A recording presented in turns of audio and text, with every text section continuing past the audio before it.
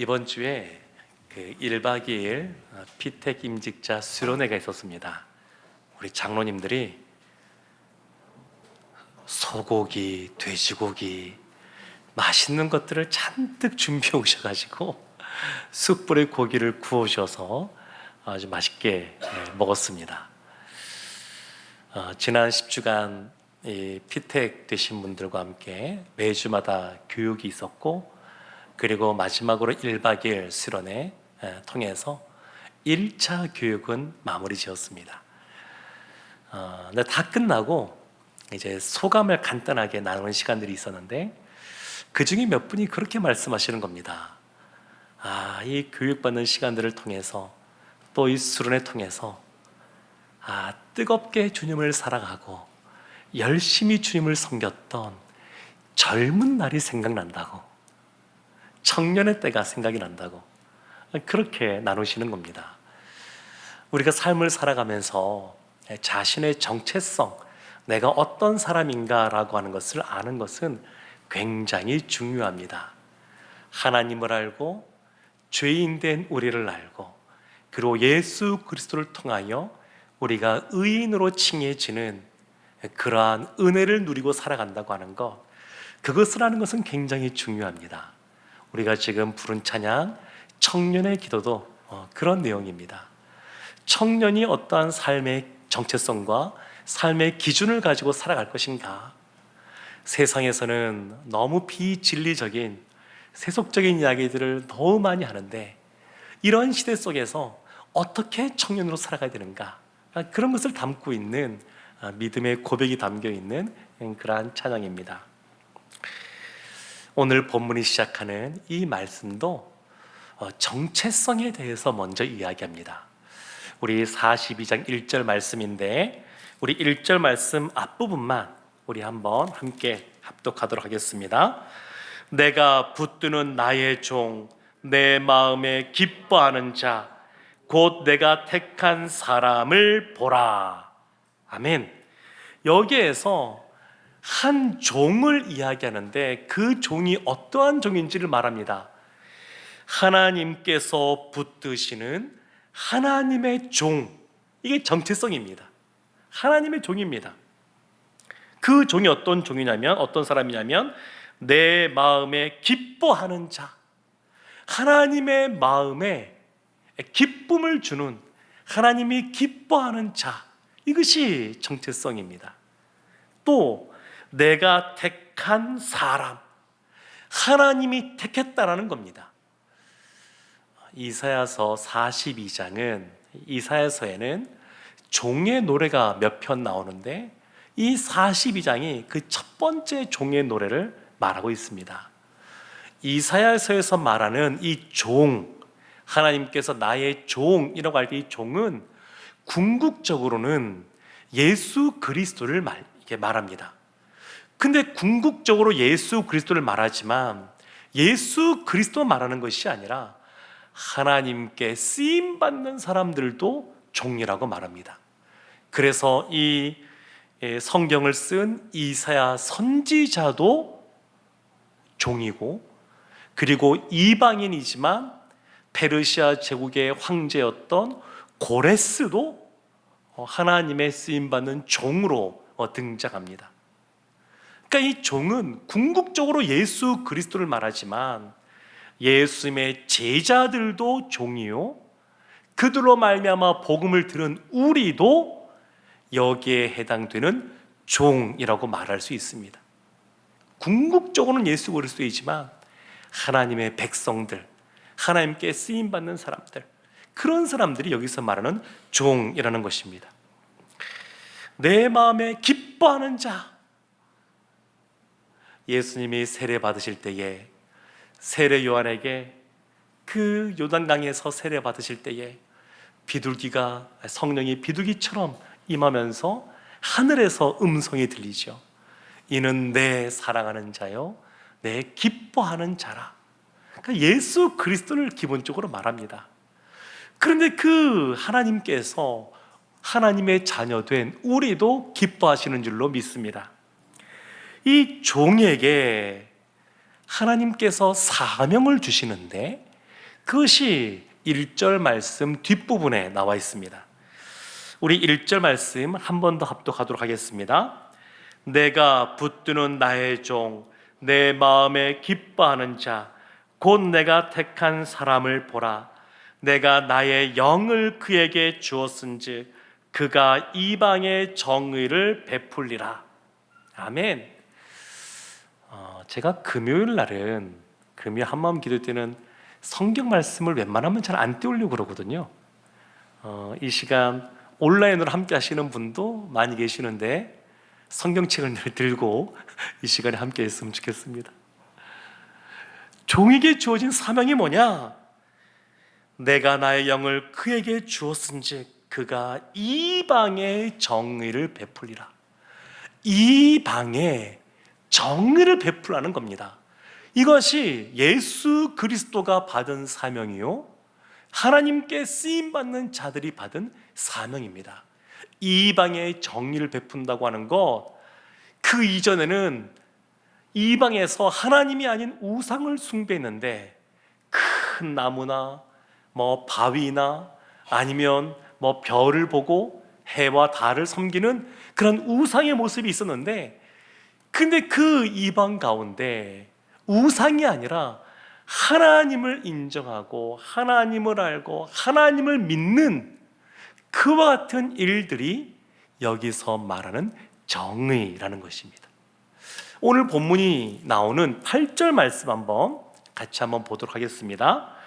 나는 여호와이니 이는 내 이름이라.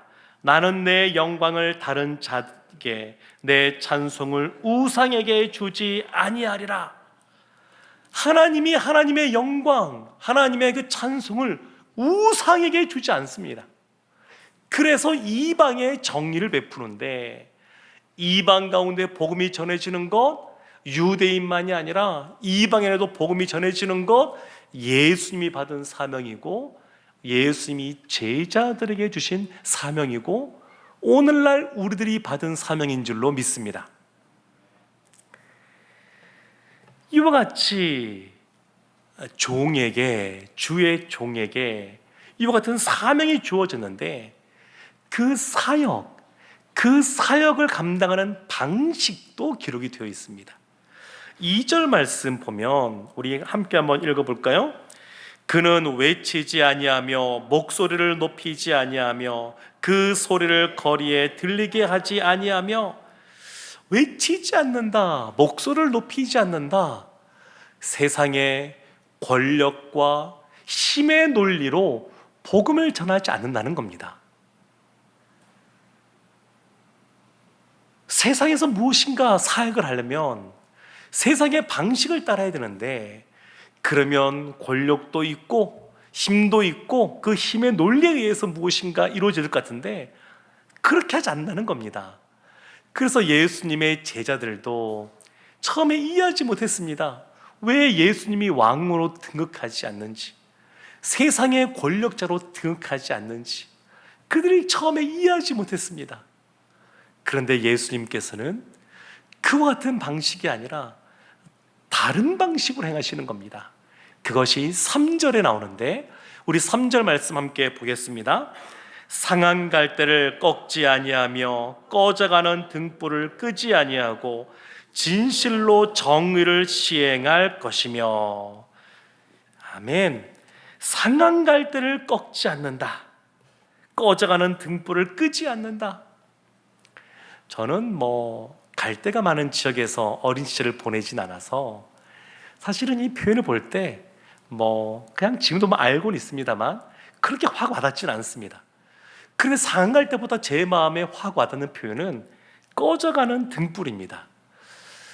제가 어린 시절에 살았던 그 동네만 그랬는지 모르겠지만 생각보다 종종 정전이 있었습니다. 지금도 네팔이나 다른 데 가게 되면 전력이 부족해서 종종 정전이 됩니다. 그러면 정전을 대비해서 다 거기마다 여러 가지 불들을 준비해 놓습니다. 제 어린 시절도 많이 그랬습니다. 그래서 집에 그 초들이 많이 있었고요, 그리고 옆에 라이터 같은 것도 다 있었습니다.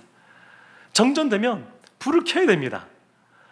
그리고 지금은 뭐 촛불을 켜도 온전한 그 초에, 그냥 길게 되는 온전한 초에 불을 붙이고 뭐 생일 축하라든지 뭔가 하면 그냥 바로 꺼버리고 마는데, 그때는 정전이 오래되니까 뭐 자주 있으니까 초를 아껴야 되지 않겠습니까?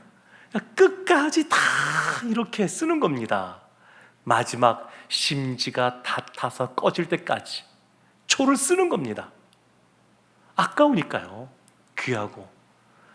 중간에 쓰다가 끄는 것이 아니라 끝까지 두는 겁니다. 그래서 어렸을 때 기억해 보면 이 꺼져가는 등불이 어떤 건지 제 마음속에 있습니다. 그냥 마지막 심지가 다 타고 더 이상 탈 것이 없어서 이제 막 꺼지기 전에 흔들리고 작아지는, 불꽃도 점점 작아지고 흔들리는 그런 모습, 꺼져가는 등불입니다.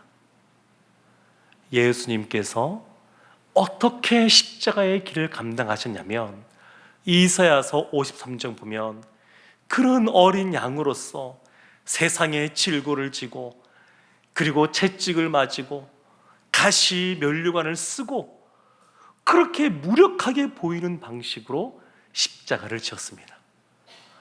이 세상에 왕으로 오셨으니까 그냥 면류관 쓰고, 그리고 승리의 말도 타고, 그리고 군대를 이끌고 그 사명을 감당하신 것이 아니고, 세상 사람들이 비난하고 모욕하고 침도 뱉고 누가 보더라도 패배자처럼 보이는 그러한 길, 좁고 그리고 좁은 문인데 그것을 그냥 지는 길인데, 승리의 길처럼 보이지 않고 지는 길처럼 보이는 그러한 삶으로 그 사역을 감당하셨습니다.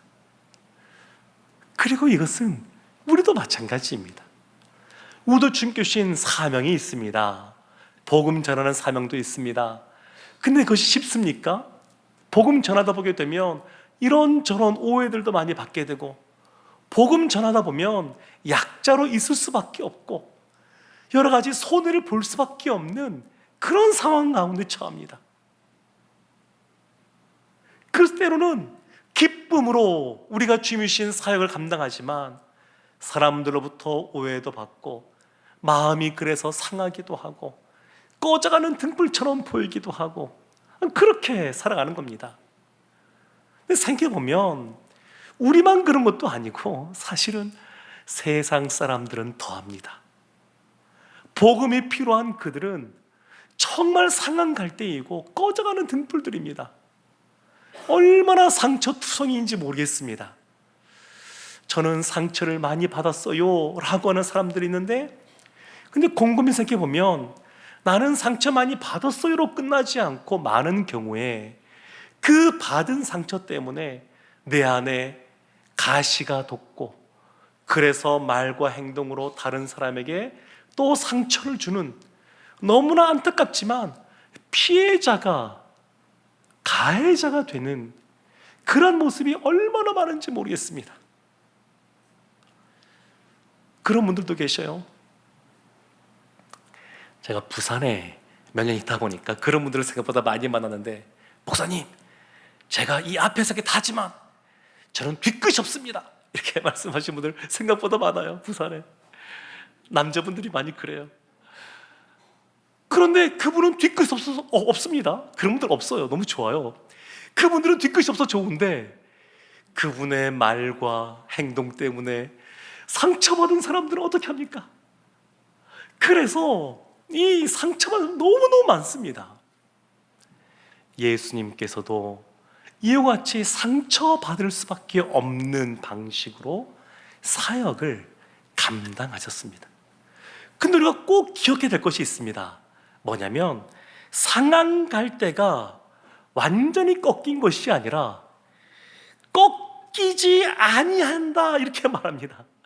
꺼져가는 등불인데 완전히 꺼지는 것이 아니라 꺼지지 않는다, 이렇게 말씀하십니다. 하나님께서 그렇게 행하시는 겁니다. 우리 신약에 있는 고린도후서 4장 8절과 9절 말씀을 한번 찾아보겠습니다. 고린도후서 4장 8절과 9절 말씀입니다.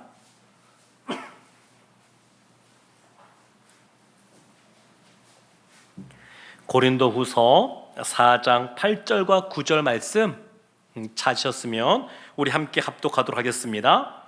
우리가 사방으로 우겨쌈을 당하여도 쌓이지 아니하며 답답한 일을 당하여도 낙심하지 아니하며 박해를 받아도 버림바 되지 아니하며 거꾸러뜨림을 당하여도 망하지 아니하고. 이 원어를 보면 우리 한글 성경은 번역이 안 된 것이 있는데 중간중간에 but, 그러나라는 단어가 사실은 생략되어 있습니다. 사방으로 우겨쌈을 당하여도 그러나 쌓이지 않는다. 답답한 일을 당하여도 그러나 낙심하지 아니한다. 우리는 박해를 받아도 그러나 버림받지 아니하고 거꾸로됨을 당하여도 그러나 망하지 아니한다. 이렇게 말하고 있습니다. 하나님의 자녀들, 하나님의 백성으로서 사명을 감당하는 사람들은 이와 같습니다. 상한 갈대를 하나님이 꺾지 않으시고 꺼져가는 등불을 끄지 않으시기 때문에 우리에게는 늘 소망이 있습니다. 예수님께서 어떻게 사역을 감당하셨느냐? 4절 말씀, 우리 이사야서 42장 오늘 본문에는 4절 말씀 함께 보도록 하겠습니다. 그는 쇠하지 아니하며 낙심하지 아니하고 세상에 정의를 세우기에 이르리니 섬들이 그 교훈을 앙망하리라. 아멘. 쇠하지 않습니다. 낭망하지 않습니다. 예수님께서 그러셨습니다. 채찍을 당하시고 모욕을 당하시고 십자가에 못 박히고 허리에 창이 찔림을 당하였어도, 그리고 십자가에서 운명하셨어도 그걸로 끝나지 않았습니다. 근데 생각해보면 예수님도 쇠하지 아니하며 낙심하지 아니하고 라고 이 말처럼 그 주의 종으로서 사명을 감당할 때 쇠하기 쉽고 낙담할 수 있는 상황에 노출되어 있다라고 하는 것을 알 수 있습니다. 십자가를 지시기 전날 밤 예수님께서 땀방울이 빗방울처럼 떨어지듯이 그렇게 기도하면서 할 수만 있다 그러면 이 잔이 옮겨지기를 그렇게 기도하셨습니다. 예수님께서 그렇게 피곤하신데도 불구하고 새벽 미명에 일어나셔서 습관적으로 하늘 앞에 나아가서 기도하는 삶을 사셨습니다. 그러니까 쉽지 않은 겁니다. 그렇지만 우리가 꼭 기억해야 될 것, 쇠할 수 있는 상황이지만 쇠하지 아니하였고, 낙담하기 쉬운 상황이지만 결국 낙담하지 아니하고 정의를 세웠다, 이렇게 말합니다. 1절, 3절, 4절 계속해서 정의란 단어가 나옵니다. 하나님이 주신 그 사명, 복음을 전하는 그 사명, 그 사명을 계속해서 강조하고 있습니다. 사랑하는 성도 여러분, 하나님은 우리가 그냥 상처받은 대로 있는데 상처받은 대로 있기를 원하지 않으십니다. 상한 갈대를 꺾지 않으시고 꺼져가는 등불을 끄지 않은 하나님께서 쇠하지 않게 하시고 낙담하지 않게 하셔서 우리가 힐링, 치유를 받는 것에서 더 나아가 치유하는 사람으로 서 있기를 원하십니다. 베드로가 부활하신 예수님을 만났습니다. 십자가를 질 때 베드로가 3번 부인해서 예수 그리스도를 떠나 도망쳤는데 그 이후에 예수님이 베드로를 찾아가셔서 만나셨습니다. 부활하신 예수님을 만났음에도 불구하고 베드로가 그 이후에 보면 다시 물고기 잡으러 갑니다. 갈릴리 호수로 갑니다. 요한복음 21장에 예수님이 그 베드로를 다시 찾아가십니다. 그리고 묻죠. 요한의 아들 시몬아, 내가 나를 사랑하느냐? 3번 반복해서 물으십니다. 그리고 내 양을 먹여라, 내 양을 쳐라 말씀하십니다. 그러니까 베드로 안에 자신이 예수님을 부인한 것 때문에 그 스스로 깊은 상처가 생겼습니다. 스스로도 자기 스스로를 용납하지 못하고 용서하지 못하고, 그리고 그 안에 있는 그 죄책감으로 말미암아 괴로워했습니다. 부활하신 예수님을 만났음에도 불구하고 한 번에 회복이 안 됩니다. 그래서 예수님께서 반복해서 찾아가시고 반복해서 말씀하시는 겁니다. 그리고 우리가 알듯이 사도행전에 보게 되면 그 베드로가 오로지 기도하는 사람이 되었고 성령의 충만함을 받아서 담대하게 복음을 증거하는 사람이 되었습니다. 다른 사람들을 세워주는 사람이 되었습니다. 회복시켜주는 사람이 되었습니다. 사랑하는 성도 여러분, 하나님은 예수 그리스도에게만 사명을 주시고 감당할 능력을 주신 것만이 아니라 예수님의 제자들에게도, 그리고 우리에게도 사명을 주시고 감당할 능력을 주시는 줄로 믿습니다. 그 말씀이 오늘 본문에도 나와 있습니다. 우리 6절과 7절 말씀 함께 합독하겠습니다. 나 여호와가 의로 너를 불렀은즉 내가 내 손을 잡아 너를 보호하며 너를 세워 백성의 언약과 이방의 빛이 되게 하리니 내가 눈먼 자들의 눈을 밝히며 갇힌 자를 감옥에서 이끌어내며 흑암에 앉은 자를 감방에서 나오게 하리라. 아멘. 하나님이 주의 영을 부어주시고 이 사명을 감당할 수 있는 힘을 주십니다. 그리고 감당케 하십니다. 그래서 하나님의 사람들은 늘 그 사람이 얼마나 스펙이 좋으냐, 능력이 있느냐, 그걸로 하나님이 쓰시지 않았습니다. 그래서 우리에게 늘 소망이 있는데, 하나님은 하나님의 부른 사람들, 백성들, 종들에게 감당할 능력을 주십니다. 이번에 화이트 웨이브도 몽골 단기 선교하는데 몽골어 찬양하는 거 보니까 벌써 하나님이 은혜를 베푸신 것 같습니다. 제가 겨울에 이 찬양 한번 불러보려고 했는데 너무 어렵더라고요. 저는 포기한 찬양입니다. 예배합니다, 찬양합니다, 이 찬양, 특성했던 찬양, 저는 잘 못하겠더라고요. 근데 이번에 아이들과 함께 여름 성경학교도 진행해야 되고 또 몽골어 가사로 또 찬양 집회도 해야 되고 하니까 하나님이 남아있는 기간 동안에, 그리고 그 진행되는 사이에 하나님이 능력을 주실 겁니다. 우리가 순전하게 하나님 앞에 있고 우리의 태도는 우리가 할 수 있는 것만큼만 하면 됩니다. 나머지는 하나님이 행하십니다. 이와 같이 종의 노래, 그리고 결국 이것은 바벨론의 포로로 잡혀간 이스라엘이 회복될 것에 대해서 말씀하고 있는 겁니다. 그래서 9절 말씀에도 보면 내가 새 일을 알리노라 이렇게 말씀하는데, 이 새 일이 다시 돌아오는 것, 다시 제2의 출애굽, 포로에서 돌아오는 그것을 말하고 있습니다. 더 나아가서 이방인들도 유대인들처럼 하나님의 자녀 백성이 되어 나오는 그것을 말하고 있습니다. 사랑하는 성도 여러분, 우리의 정체성은 분명합니다. 주님께서 우리를 자녀 삼으셨고 우리에게 복음을 증거하는 사명을 주셨습니다. 돌이켜보면 나에겐 그럴 만한 자격도 없고 능력도 없다고 생각할 수 있지만, 그런 연약한 우리를 하나님이 능력 주시고 은혜 베풀어 주셔서 전도자의 삶을 살게 하십니다. 회복하는 치유자의 삶을 살게 하십니다. 영혼을 살리는 일을 감당하게 하십니다. 하나님께서 이와 같이 우리를 사용하시기에 우리 가운데 어떠한 마음의 상처와 아픔과 우리 앞에 놓여있는 어려운 일이 있단다 할지라도 하나님 앞에 나아가면 하나님이 이와 같은 은혜를 우리에게 주실 줄로 믿습니다.